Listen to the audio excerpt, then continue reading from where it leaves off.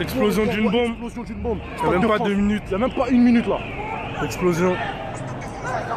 À Evans. À l'instant. Une bombe elle a explosé.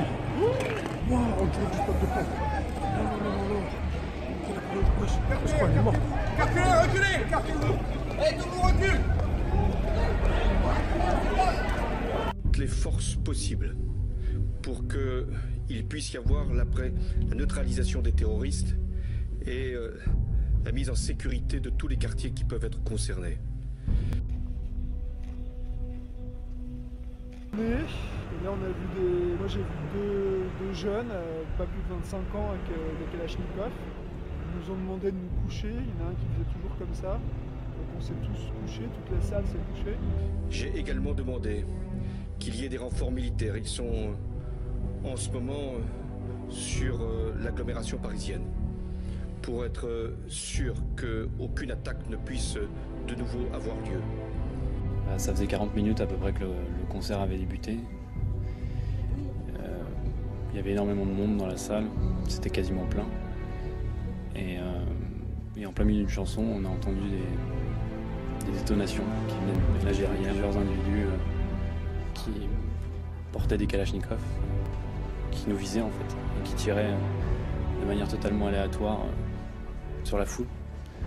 Alors immédiatement tout le monde s'est couché sur le sol, c'est un réflexe dans ce genre de situation j'imagine, et il y avait tellement de monde que moi je me suis retrouvé avec 1 ou 2 personnes sur moi. Il n'y avait pas de sortie, il n'y avait pas d'issue en fait. On est quitté un piège pour un autre d'une certaine manière, même si on était moins exposé. Donc on a attendu encore quelques minutes à l'intérieur, les tirs continuaient évidemment. On ne comprenait pas exactement ce qui se passait. J'ai vu ces hommes qui continuaient à tirer, qui recommençaient à tirer, qui exécutaient froidement les gens sur le sol, qui nous regardaient aussi courir. C'est une terrible épreuve qui, une nouvelle fois, nous assaille. Nous savons d'où elle vient, qui sont ces criminels, qui sont ces terroristes.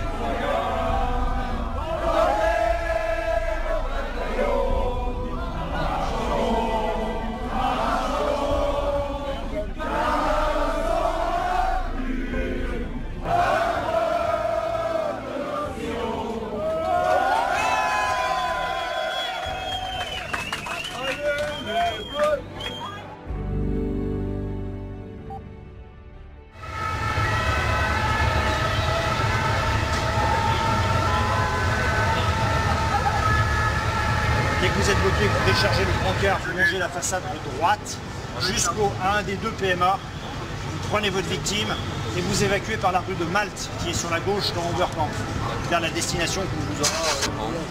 We are visiting here. We are tourists from Brazil. Like nervous, but very nervous. And she is terrified. Ouais, c'est la guerre.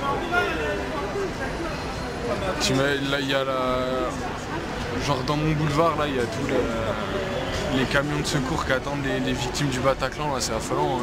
I feel very bad. I was just partying just nearby in the surrounding. No, I'm not scared. Right now, I'm not scared. It's so easy to do it this way.